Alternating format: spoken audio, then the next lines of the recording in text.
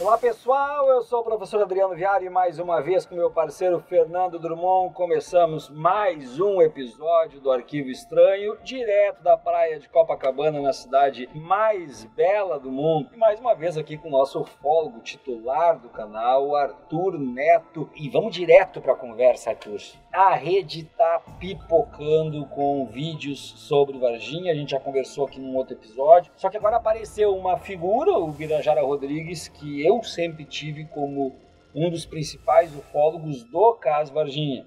O pessoal tá vendo aí entrevistas dele em outros canais. Essa entrevista ela saiu num canal e ela tá sofrendo react de outros canais e outros vídeos fazendo comentários dessa entrevista, onde o Birajara, em resumo, tá dizendo que nada aconteceu em Varginha, que tudo é besteira. Chegou ao ponto de dizer que os ufólogos são uma espécie de religiosos da ufologia, que levam isso aí muito para a questão dogmática e coisa. Ele disse que nada aconteceu. E aí? Nada aconteceu, então? Lamentável. Não, realmente, com todo o respeito ao Birajara, conheço o Birajara há muitos anos, mas essa postura tá bombando, né? Tá todo mundo meio pasmo, né? Eu te confesso, particularmente como eu o conheço há muito tempo, desde a época que nós estávamos juntos lá e ele nos recebeu muito bem em Varginha, eu esperava uma coisa mais equilibrada, né? Porque eu até me incluo, nós ufólogos que nos propomos a fazer ufologia séria, né? Pelo menos tentar fazer sério, nós sabemos de praticamente tudo que ele falou. Nós sabemos que existe contaminação, nós sabemos que existe muita viagem na maionese, nós sabemos que existe muita precipitação de você às vezes falar de coisas que ainda não estão fundamentadas. Tudo isso é perfeitamente normal. Então eu esperava que ele trafegasse, né? Como sempre foi uma pessoa muito séria, eu esperava que ele trafegasse dentro desse equilíbrio, né? Dessa coerência e tal, mas não. Ele chutou o balde, né? Jogou todo mundo na mesma panela. Eu até te diria assim que o que mais me chamou a atenção da entrevista dele é quando ele fala que as entrevistas que ele fez estavam contaminadas pelo viés de confirmação que ele usou ao entrevistar. Ou seja, ele disse que ele, quando entrevistava as pessoas, ele tentava conduzir as entrevistas para obter a resposta que ele queria, ou seja, trocando em miúdos, não é eu que estou falando, ele disse que ele não foi honesto na forma que ele fazia, que ele estava querendo produzir provas e que hoje ele percebe isso, que ele queria produzir provas porque ele queria de alguma forma acreditar. Essa repercussão no meio ufológico, que importância ela tem devido à importância que ele tem para o caso? Isso incomoda os outros ufólogos? Isso de alguma forma descredibiliza a Varginha?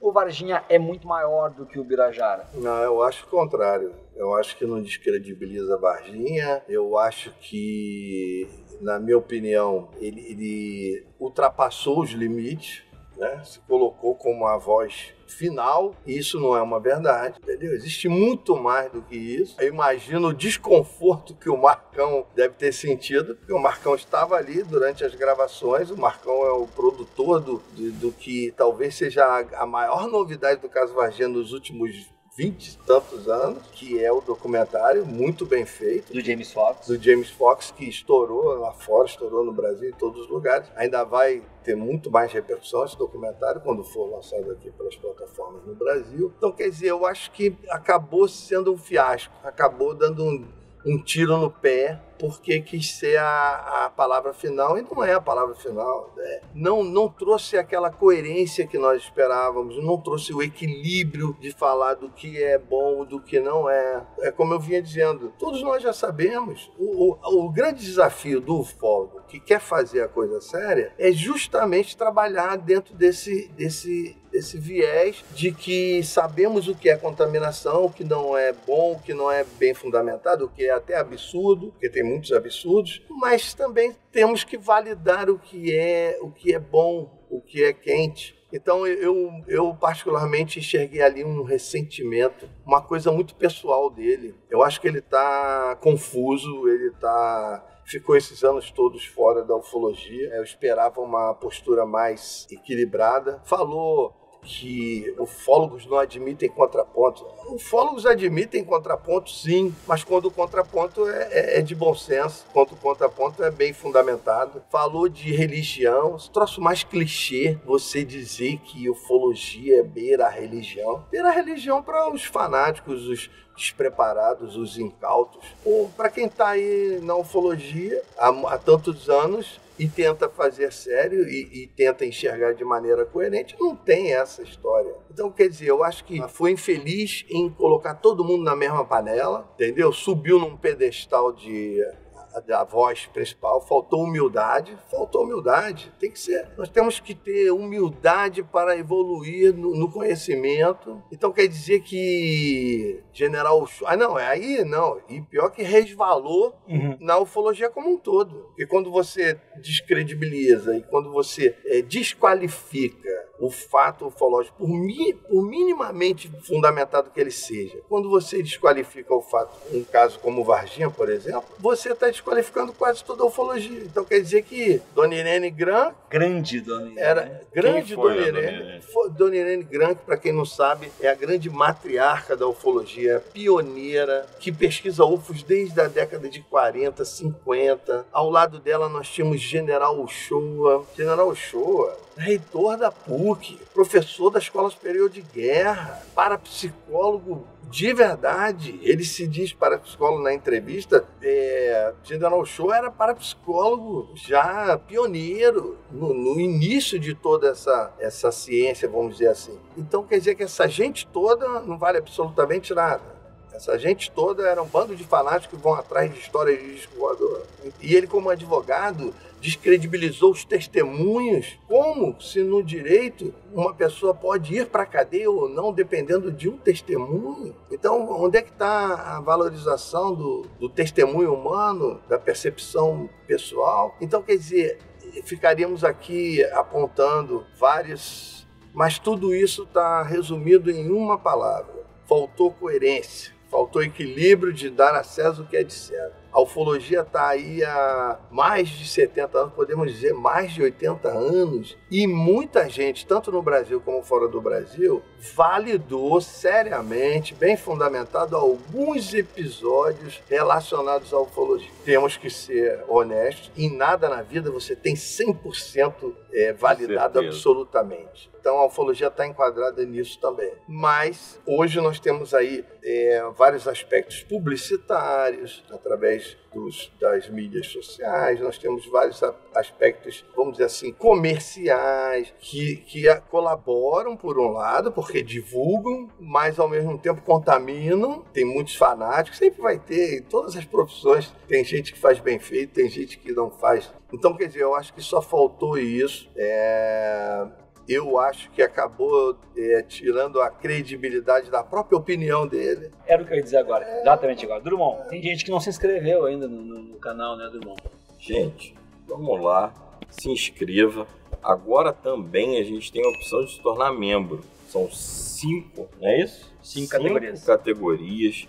Ajude o seu canal, a gente vai fazer viagens, a gente vai atrás da notícia, a gente vai fazer externas, né? Então, a gente precisa muito de vocês, porque somos independentes, mas somos profundamente dependentes de você. Arthur, o que o Viaro relata beira ao estelionato, né? Você passar quase que uma vida defendendo uma coisa e depois confessar que induzia as pessoas a responderem o que ele queria. E dizer que não sabia, né? Que depois que ele percebeu que ele fazia isso. Depois que ele percebeu que ele fazia isso. Isso é uma grande confissão, né, de um... É mais ou menos, já que ele falou de religião, é mais ou menos como um pastor, depois de 30, 40 anos, dizer que nunca acreditou em Deus e que fazia isso para tirar dízimo das pessoas. É mais ou menos isso.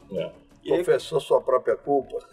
Confessou sua própria culpa, exatamente. Então, eu queria que você explicasse para a nossa comunidade como você se torna um ufólogo, né? Ele questiona a ufologia, como já dito, compara a religião. Então, quem é um ufólogo de verdade, um ufólogo estudioso, enfim? Como é que você se tornou um ufólogo, por exemplo? né, baseada no meu ponto de vista, eu acho que é muito difícil você destrinchar isso porque não temos uma capacitação, não existe uma formação, não existe. Um dia, talvez, quem sabe, vai ter uma cadeira aí numa universidade, mas até tem tentativa de fazer isso, mas não existe isso, né? Não existe uma formatação da atividade do ufólogo. A atividade do ufólogo ela veio se formando ao longo dos últimos 70 e tantos anos, tanto no Brasil como fora do Brasil, através da experiência pessoal. O cara que foi experiente, conseguiu adquirir uma bagagem, conseguiu fazer levantamentos de casos,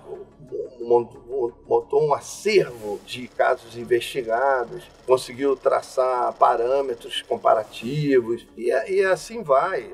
E a grande maioria acaba se notabilizando porque registra isso, registra na forma de livros. Nós temos vários ufólogos que são escritores, que já escreveram mais de dúzias de livros, alguns muito bons, outros nem tanto, né? Mas, no geral, é o autodidata. De acordo com a credibilidade, ele vai formando credibilidade. Mas é um autodidata, pelo menos me corrija se eu estiver enganado, é um autodidata que ele acaba adquirindo com o passar do tempo noções de astronomia, noções de arqueologia, sim, e noções de jornalismo. Né? Jornalismo principalmente pela capacidade de entrevistar pessoas, né? Até um pouco de historiador também. Sim. Né? Então eu acho que se existisse uma graduação, uma faculdade em ufologia, já daria para começar a desenhar por essas cadeiras, por noções de arqueologia, exatamente, de astronomia, de história, de geografia e talvez até de química. Né?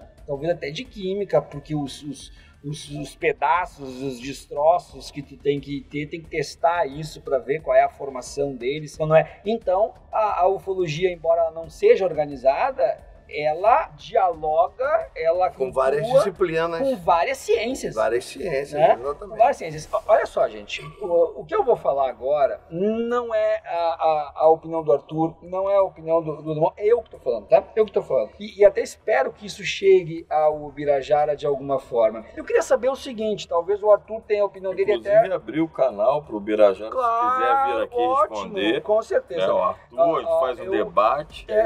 Eu queria saber o seguinte do Birajara. Tem uma coisa que sempre criou muita tensão na ufologia, que foi o hiato de tempo em que o senhor Birajara Rodrigues se retirou do debate sobre o caso Varginha. Qualquer pessoa que tem um mínimo estudo sobre Varginha, eu digo isso porque eu não sou ufólogo, eu sou um amante da ufologia e um divulgador da ufologia, sabe que o Birajara, num determinado momento, ele se calou, ele sumiu. Ele desapareceu. Era o grande nome e, de repente, não quero mais falar sobre isso. Algumas pessoas nem sabiam por onde é que ele andava. De repente, ele aparece para começar a fazer o oposto do Vittorio Pacatini, né? O Vittorio começa a falar algumas coisas assim que até são meio engraçadas e o Birajara simplesmente chega, não, eu tava fora, voltei, nada daquilo existiu, nada. Se nada daquilo existiu, eu queria saber do Birajara o seguinte, então, por que essa necessidade de vir a público para dizer que nada existiu, para dizer que estava contaminado as suas próprias entrevistas? Se não quer mais, olha, eu não tô fora, não quero mais, ponto final. Porque afinal de contas, Arthur e Drummond, essa postura dele tá dando para ele visibilidade, tá dando para ele like, tá dando para ele convites para canais, tudo mais. Então,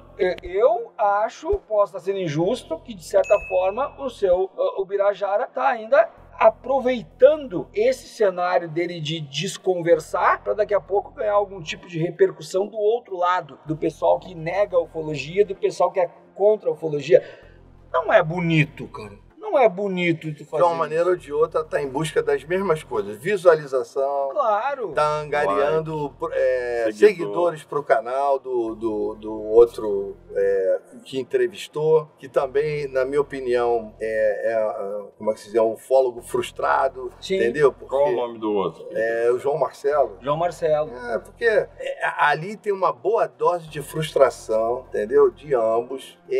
Me parece uma coisa que eu nem comentei, não sei se se é adequado comentar, mas como é que se diz? A trava dos militares doeu, então, né? Doeu, né? Ele se manteve calado esse tempo todo, sumiu. Qual foi a participação dele efetivamente no caso? A participação é ele que ele é o descobridor do caso. Foi ele que descobriu o caso. Ele foi o primeiro ufólogo E o Vitório junto ou o Vitório entrou depois? Não, o Vitório entrou logo depois, mas ele foi o pioneiríssimo de tudo. Foi ele que deu para a imprensa? Ele que trouxe tudo, ele que convidou a dona Irene Gran para ir à Varginha, convidou o Petit, convidou o Claudeir Corvo, que era o grande ícone da ufologia na época. E o Claudeir que tinha uma contribuição muito grande numa área que eu esqueci de falar, né? Que eu falei de arqueologia, falei de astronomia, tudo. O Claudeir Corvo tinha uma contribuição muito grande na questão das fotos, né? Das fotos e dos vídeos, de analisar se aquilo era verdade mesmo, se não era, descartar se era ou não era. Eu acho que é uma postura do Birajara que ele deveria sim vir aqui, deveria dar uma entrevista pra gente no Arquivo Estranho, porque afinal de contas a gente quer saber não agora se aconteceu ou não aconteceu, porque a gente já sabe que a opinião dele é que não aconteceu. Eu gostaria de saber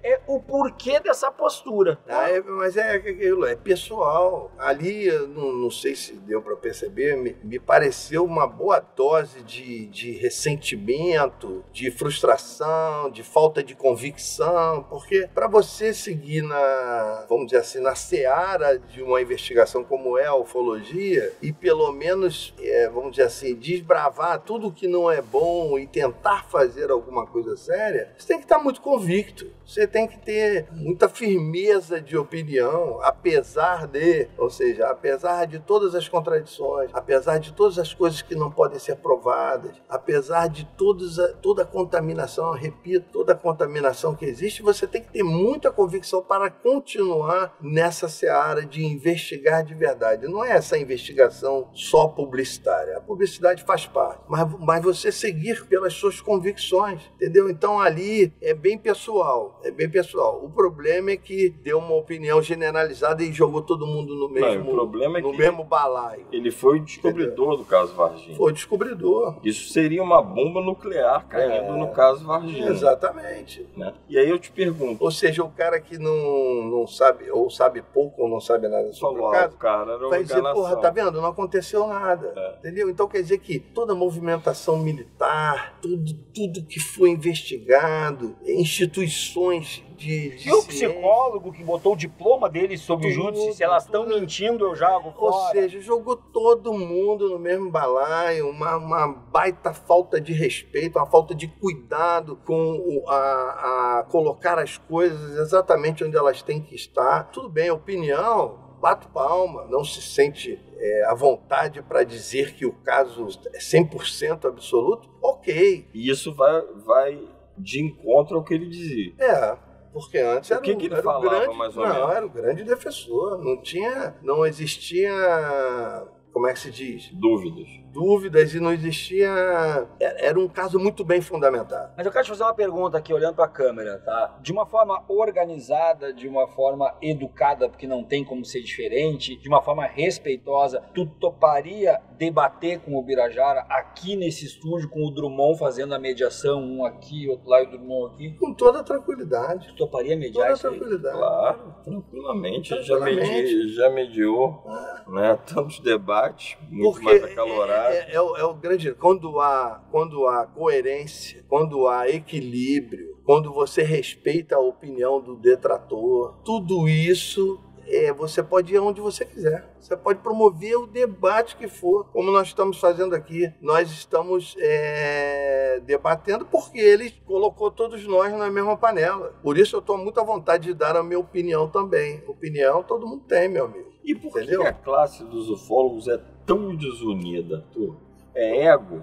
Eu acho que tem uma série de fatores humanos que tem em todas as profissões. Mas também existem amigos no meio. Em todas as atividades. Mas também outras atividades. Não, e de qualquer maneira, a gente pode discordar desde que haja respeito, desde que haja exatamente isso que eu estou mencionando, desde que haja uma conivência para com o estudo, entendeu? Essa história de dizer que parece religião, tá se referindo a quem? Não, e até eu pergunto quem de nós, ufólogos sérios, trata a ufologia ufologia como religião. Não, mas até eu trago o Drummond pro meio, porque o Drummond é um religioso da espiritualidade, coisa. Eu não acho também, me corrija se eu estiver errado, eu não acho também que cabe desmerecer algo por ter algum tipo de processo simbólico de religião. Eu não acho que cabe desmerecer. O que nós temos na religião é um processo simbólico. Esse processo ele está baseado em crenças e identificação de mentores, identificação de espiritualidades. Se tu tem a ufologia também se correlacionando com algumas religiões espiritualistas, num ramo da ufologia que é mística, que é espiritualista, me parece quase que automático que esse processo simbólico religioso acabe fazendo... Porque se eu desmerecer, Arthur, a ufologia por dizer que ela é uma religião, eu estou desmerecendo todos os religiosos em sua religião. Eu estou caindo naquela ideia que a gente conversou de que o ateu, então, é superior a todo mundo, porque o religioso não é. Não te parece isso, Drummond? Sim, mas eu acho que eu sei por quê. Não tenho certeza. Mas eu penso que, assim, a ufologia, ela tá num limbo. Né? Porque ela não é ciência... E não é religião. E não é religião. Então aí você pode jogar a ufologia a qualquer lugar. Vai ter gente que vai dizer, não sei qual a opinião do Arthur, seria uma pseudociência. Eu me referi, por exemplo, é importante falar, eu me referi na incoerência da maneira como ele coloca a ufologia da atualidade, justamente pelo momento que nós estamos vivendo. Nós estamos vivendo um momento que oficiais do mais alto escalão da inteligência estão abrindo a boca. Estado-Maior da Marinha Americana, Senado americano, almirante, Senado americano, falando abertamente do fato UFO. Pela primeira vez, é um momento histórico nós estamos vivendo mundialmente falando, e o cara volta lá atrás, 50 anos atrás, não, a ufologia não existe, é tudo loucura da cabeça. A gente tem Pelo amor de Deus. A gente tem um dos maiores, dos maiores pastores evangélicos deste país, eu considero um dos maiores pastores, que é o pastor Caio Fábio, que admite que teve um avistamento ufológico.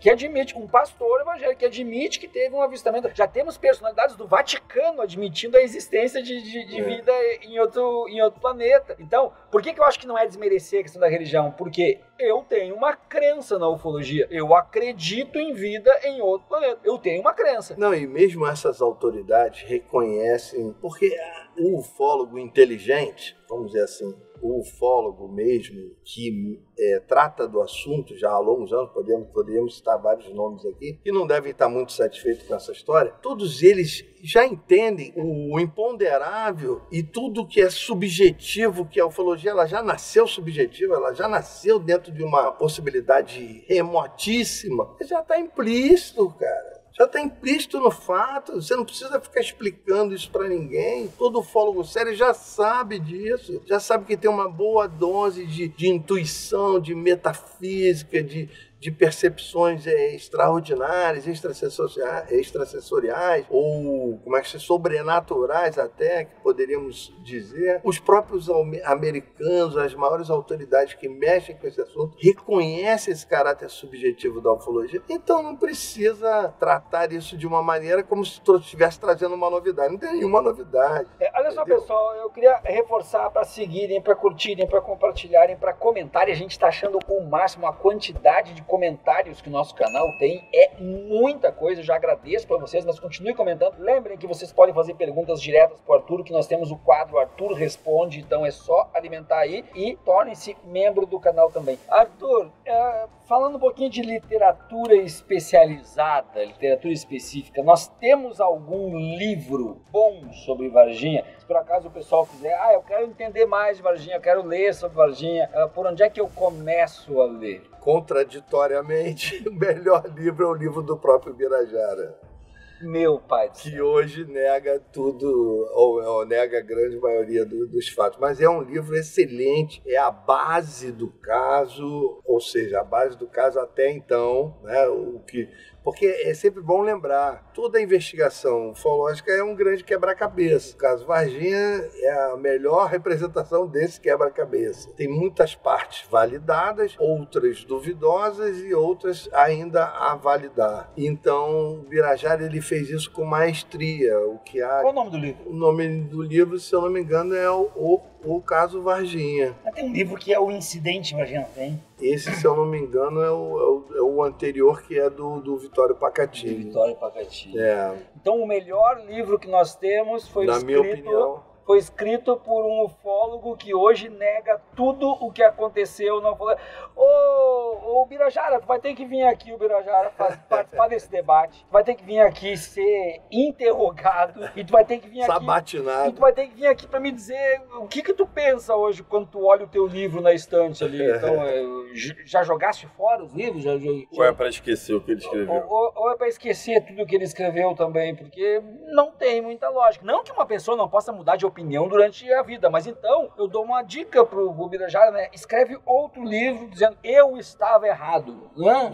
Esqueçam tudo o que eu escrevi. Mas então tá aí a dica pro pessoal ler. Quem quer se informar sobre Varginha, procura pelo livro do Birajara Rodrigues. E o do Vittorio Pacatini é bom também? Sim, mas é um livro que foi numa época mais prematura do caso. Ainda não se tinha muitas informações que se tem hoje, né, e que depois vieram à tona no próprio livro do Birajara. E ainda existe um terceiro livro, que na minha opinião é um livro complementar a tudo isso, que é o livro do Marco Petit, que inclusive está sendo divulgado novamente aí, e é um livro complementar porque ele traz um aprofundamento dos fatos, ele traz um ponto de vista dos militares. Petit aborda muito a questão dos militares, qual foi a participação mais importante dos militares em tudo isso. Então, quer dizer, eu acredito que esteja havendo uma sequência, né? Então, mas o livro base é o livro do Birajara Franco Rodrigues. Muito bem.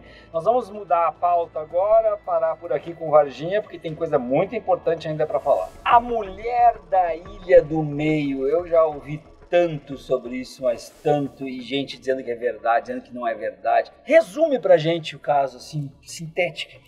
A história da mulher da Ilha do Meio, que eu considero fascinante e tem uma grandíssima possibilidade de ser totalmente verdadeira, ela foi investigada pelo Vittorio Peré, que é um pesquisador do tempo da Operação Prato, já um grande amigo de mais de 70 anos de idade, é um aeronauta. Essa história está inserida na Operação Prato? Ela correu paralela à Operação Prato. Só para você ter ideia de quem é o Vittorio Peré. Vittorio Peré foi apresentado ao coronel Uranger Holanda pelo general Shoa. Já no finalzinho, me parece que já tinha terminado a Operação Prato oficialmente pela Aeronáutica. Detalhe, então, nós estamos falando de mais um episódio absolutamente militarizado. Militarizado, exatamente. Já tinha terminado a Operação Prato, existiam umas reuniões periódicas entre o general Shoa e o pessoal da Operação Prato. Numa dessas reuniões, o Vittorio Peré foi apresentado ao coronel Uranger Holanda e foi convidado a participar, porque pouca gente fala sobre isso. As vigílias ufológicas lá na região de Colares, elas continuaram mesmo depois que foi terminada oficialmente a Operação Prato. Elas continuaram, se não me engano, até 83, ou seja, 5 anos. Então aquele grupo de amigos, alguns já na reserva, outros ainda na ativa, continuaram indo fazer vigílias. E o Vittorio Peré participou de algumas dessas vigílias com esse grupo, que deu continuidade após o término da Operação Prato, oficialmente. Então o Peré é uma pessoa extremamente habilitada para falar desses episódios, dessas histórias. E aí surgiu a história da mulher da Ilha do Meio, que seria uma mulher que comprou uma terra numa ilha, que é essa dita Ilha do Meio, que são horas de barco para chegar até lá. E o que era dito é que quando essa mulher estava... Em que local? Isso é no Pará, na região lá do Pará, não sei a região especificamente, mas de Belém até lá, de barco até essa Ilha do Meio, são horas de barco. E aí, o que é dito é que essa mulher viveu lá na ilha, em condições que a princípio seriam precárias, mas ela mesmo assim vivia lá, e toda vez que ela estava na ilha, à noite a vizinhança reportava de ver luzes, de ver objetos estranhos que desciam na ilha, e diz que ela ia aos mercados de peixe próximos e comprava quilos e quilos de peixe, tipo 300, 400 quilos de peixe, e como é que se diz, e ninguém sabia como esse peixe era consumido, para que era usado esse pescado todo que essa mulher... Então existem várias várias informações soltas que compõem esse personagem. Diz que essa mulher andava nua pelas praias da ilha, isso incomodava as esposas dos pescadores locais, né? Porque tinha uma estrangeira. Ela se dizia... Ela era estrangeira. Ela tinha passaporte de estrangeira, ela tem um nome, Elizabeth Berger, se eu não me engano, e ela se dizia estrangeira, e essa mulher foi investigada, e ela foi presa pela Polícia Federal da época, e foi levada para um cárcere numa delegacia de Belém e tudo mais, e um determinado episódio, que eu não lembro exatamente como foi, quando foram ver, ela não estava mais na cela, a cela estava vazia, a mulher simplesmente desapareceu. E até hoje está sumida. E até hoje ela desapareceu. E aí tem uma lenda de que ela foi vista quando houve o terremoto no México, se eu não me engano. Ela foi vista, parece que ela foi vista na Europa. E depois constatou-se que ela não seria aquela mulher do passaporte exatamente. Então existe uma série de nuances que dão esse tom de suspense e esse tom extraordinário dessa história da mulher da Ilha do Meio. Eu queria entender por que os militares eles escondem essas coisas ou por que de alguma forma engavetam essas investigações, porque sempre que a gente trabalha questões de ufologia, a gente esbarra num limite e esse limite tem farda. Geralmente esse limite tem farda. Sim. Ou tem uma farda branca, ou tem uma farda verde, ou tem uma farda azul. Uma das três forças sempre estão em relação a isso. Seria muito mais fácil vir a público e dizer, não, aconteceu isso, isso, isso. Eu fico em dúvida, será que o esconder é vergonha por não ter capacidade de solucionar ou é medo de trazer a público isso? Nesse caso aí não foi a principal, vamos dizer assim, o descrédito dessa história ser verdade ou não veio dos militares. Veio da polícia? Veio dos próprios ufólogos, outros investigadores que não conhecem bem e tal, e não participaram, não sabem exatamente o que aconteceu, e aí fica mais fácil dar o descrédito, né? Fica mais fácil dizer que não existiu. Então, tanto o Vitório Pereira quanto a nova geração da pesquisa da Operação Prato, que está, vamos dizer assim, representada pelo Heitor Costa. Heitor Costa é um ufólogo jovem da nova geração que investigou seriamente a Operação Prato. Da mesma forma que o Marcão fez com o caso Varginha, o Heitor fez com a Operação Prato. Trouxe informações novas, testemunhas novas, depoimentos de militares também que nunca tinham falado no passado, nem para a imprensa, nem para o ufólogo, nem para ninguém, e agora vieram à tona e falaram sobre isso. Eu tive a oportunidade de entrevistar o coronel Gabriel Brasil, que é um desses militares que nunca falou e agora veio a público falar sobre a Operação Prato. Investiguei também um outro aviador, comandante de aviação privada, né, lá da região, também muito conhecido, muito experiente, que também veio a público falar sobre a Operação Prato. Então, quer dizer, trouxe frescor, trouxe novas informações sobre a Operação Prato. Então, estão dando exemplo, porque a velha geração, o Vitório Pereira, junto com a nova geração, que é o Heitor Costa, se juntaram e estão trazendo esse documentário completamente novo, com informações completamente inéditas sobre essa história da mulher da Ilha do Meio. E eu achei fascinante, porque essa é uma das lendas da ufologia brasileira, né? E que agora, através desse documentário, eles vão mostrar que pode ser verdade ou não. Nós temos presença de ufólogos estrangeiros no Brasil? Na atualidade, não é do meu conhecimento. No passado tinha bastante. Hoje em dia, são raros os ufólogos estrangeiros atuando no Brasil. Atuando de verdade, né? Quando a gente fala indo atrás, investigando, são raros. Quando você fala do que a população em volta via essas luzes e tal, em relação à mulher da Ilha do Meio, seria o quê? Seria a vizinhança dela na ilha? E próxima à ilha, porque existem outras ilhas próximas a essa ilha especificamente. Aí nessa ilha também tinha outros moradores. Quando a gente fala... Isso é importante que o público saiba. Quando a gente fala em ilhas, são dimensões, as distâncias lá são todas muito grandes. Você pode morar na mesma ilha, mas para um vizinho chegar até a sua casa, vai ter que pegar o barco, vai ter que navegar durante um tempo para chegar na outra extremidade, por exemplo. E tem ilhas próximas e não é a população local circula muito por todas aquelas regiões. Então isso é que era mencionado. Aí no teaser tem até uma fala engraçada que uma senhorinha ela fala: nós não víamos ninguém, não víamos nada, e algumas delas trabalhavam para essa mulher, e no dia seguinte quando nós íamos lá tinha toneladas de louças para lavar, ou seja, que quantidade de gente era essa que frequentava. O mistério todo que fica, então, é uma pessoa morando sozinha numa residência, compra 200 quilos de peixe, vamos fazer um valor, uma quantidade aproximada, e depois consome isso com louça como se tivesse um banquete para muitas pessoas comerem, mas ao mesmo tempo não tem nada. Como se via luzes, então a cultura popular ou a lenda e até as desconfianças dá a entender que essa pessoa recebia visitantes de algum outro lugar e que consumiam estes peixes e deixavam a louça para lavar. Mais ou menos isso.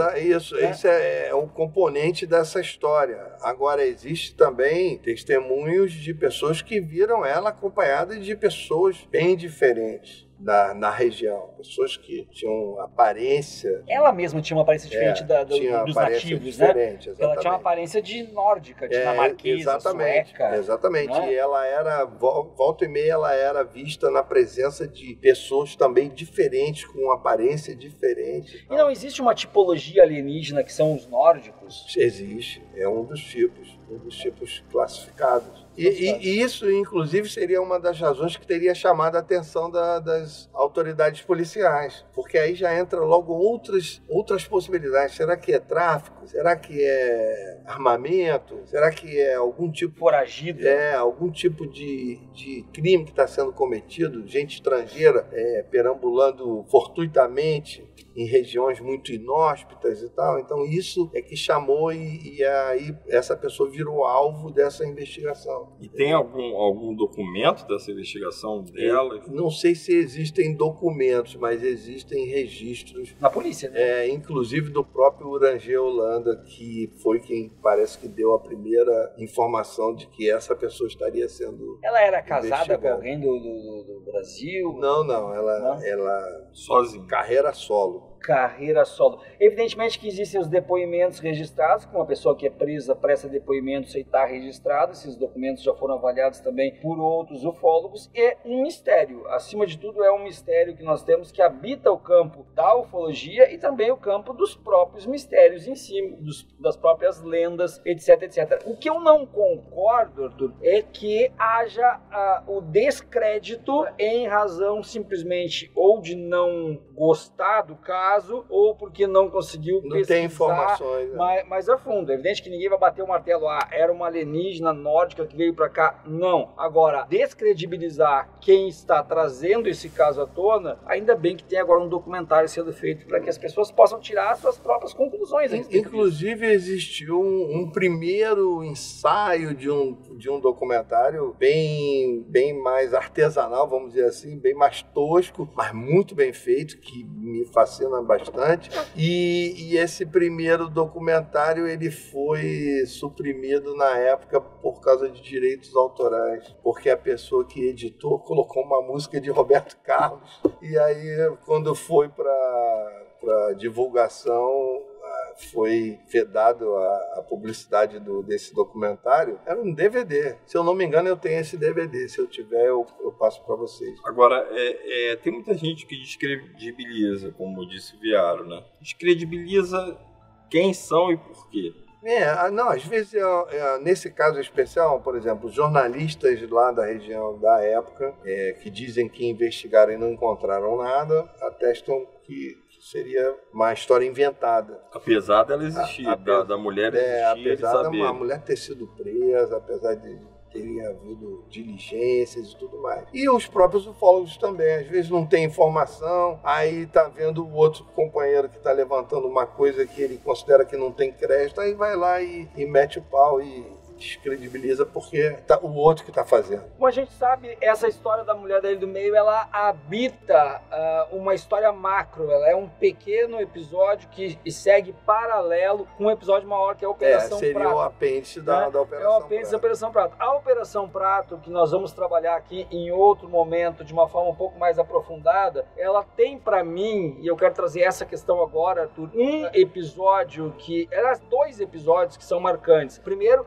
existe uma miríade de laudos psiquiátricos da Operação Prato, porque as pessoas que sofriam as sequelas dessa suposta visita alienígena apresentavam problemas de saúde mental, então existe os laudos que os psiquiatras tentaram tratar aquilo como histeria coletiva.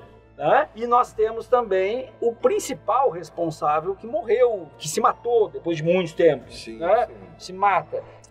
Quem é que se matou e por que se matou? O coronel Irangê Holanda, que na época da Operação Prato, oficialmente, é importante que se diga, a Operação Prato ocorreu no ano de 77 para 78, oficialmente. Mas reza a lenda que a operação já vinha acontecendo desde 75 e que na época o que veio a público falar sobre isso era o coronel Irangê Holanda, na época era o capitão Irangê Holanda, que é um capitão da Força Aérea, especializado no paraçar, que é atuação em selva, né? É uma pessoa altamente capacitada, e ele foi o comandante da operação durante esse período oficial da operação. E depois que a operação encerrou, aí existe esse componente de que eles continuaram fazendo por conta própria, particularmente, durante algum tempo ainda, e aí ele veio morar no Rio de Janeiro, e aí, se eu não me engano, não lembro... Ele dá uma entrevista para Veja, uma entrevista pro Fantástico? Não, a primeira entrevista que ele deu foi para a revista UFO. Para a revista UFO. Foi para o GVAR, para o Marco Petit, que é a entrevista histórica. Essa entrevista ela é reproduzida, acho que no Fantástico. Depois essa entrevista é reproduzida no Fantástico, é reproduzida em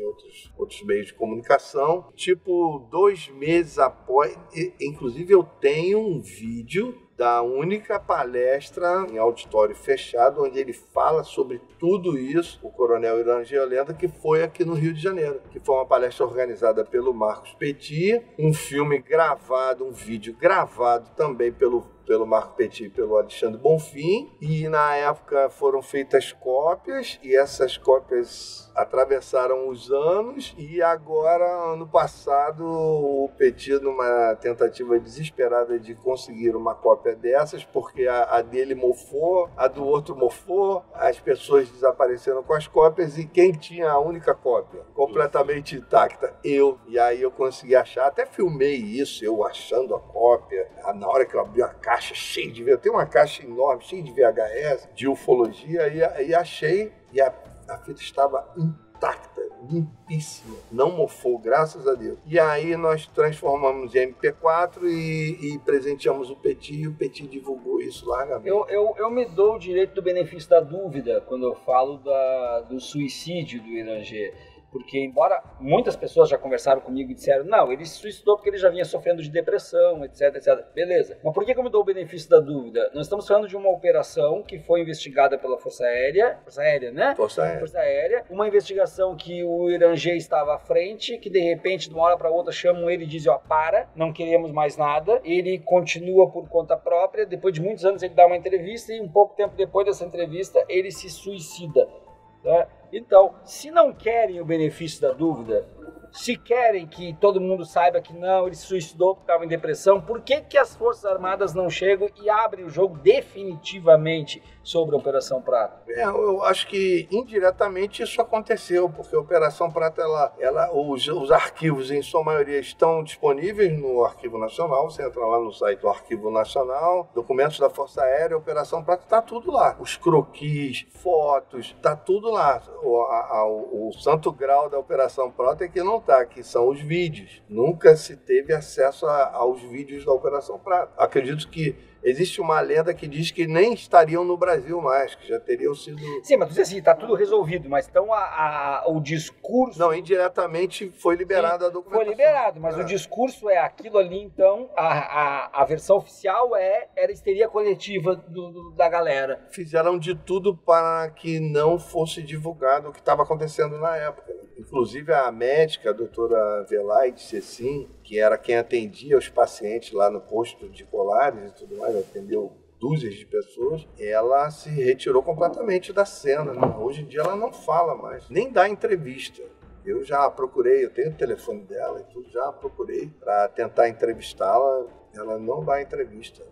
Me parece que ela só deu entrevista para o Marcos Petit durante um congresso que eu estava presente, eu assisti, se não me engano foi Porto Alegre, um congresso da revista UFO, e ela veio com a colaboração do Gebaé e do Marcos Petit, só deu entrevista para eles. A gente está chegando no final e eu queria te fazer uma pergunta diferente disso tudo. A gente falou hoje sobre o Ubirajara, muito sobre a questão Varginha, depois entramos na Mulher da Ilha do Meio, Operação Prato por consequência. O Ubirajara, ele foi um investigador, um pesquisador só do caso Varginha? E se sim, ele nega Varginha, mas não nega o resto que ele teria investigado, ou ele não investigou mais nada? Não, ele investigou vários casos, era um pesquisador já reconhecido, né, pela própria comunidade ufológica. Então ele nega tudo. E o caso Varginha foi um dos casos que ele investigou, talvez o principal caso que ele investigou. E agora me parece que esse novo ponto de vista que ele vem apresentando está relacionado a tudo na ufologia. E é importante que se diga, não quer dizer que ele não tenha razão em boa parte do que ele expressa. Mas a questão não é novidade para quem faz série. É importante que há os gaps da ufologia, como em todas as atividades, mas também há um lado sério, fundamentado, validado ao longo de anos e anos, não só no Brasil, volto a dizer, também fora do Brasil. Então, quer dizer, tem que se dar a César o que é de César. A subjetividade da ufologia não leva a crer que tudo seja fantasia, que tudo seja viagem na maionese. Não é bem assim, né? Por isso que a nossa cobrança em relação a essa manifestação é de que seja colocado com equilíbrio, com ponderação e da maneira mais adequada possível. Olha, Ubirajara, quero mandar um recado final para ti, meu amigo. Na minha terra, a gente diria que tu tá de parabéns, viu? Pelo amor de Deus, cara, tá de parabéns, porque tu é o cara que revela o negócio ao mundo e depois tu é o cara que vem dizer que nada aconteceu. Meus parabéns. E assim a gente termina mais um episódio do Arquivo Estranho. Eu, Fernando Drummond, e o nosso querido Arthur Neto. Um abraço, galera. Galera do Arquivo Estranho, meu nome é Arthur Sérgio Neto. Eu sou ufólogo há mais de 35 anos. Estou aqui participando desse projeto do Arquivo Estranho. É fantástico. E o principal é que aqui a gente procura falar sério sobre ufologia. Justamente por trazermos essa ufologia de qualidade, ufologia baseada em evidências, boas práticas da pesquisa ufológica, é que a gente está pedindo a sua colaboração, o seu apoio. Se inscreva no canal, dê esse crédito, porque você só tem a ganhar com isso, porque você vai ter sempre informação de qualidade na ufologia.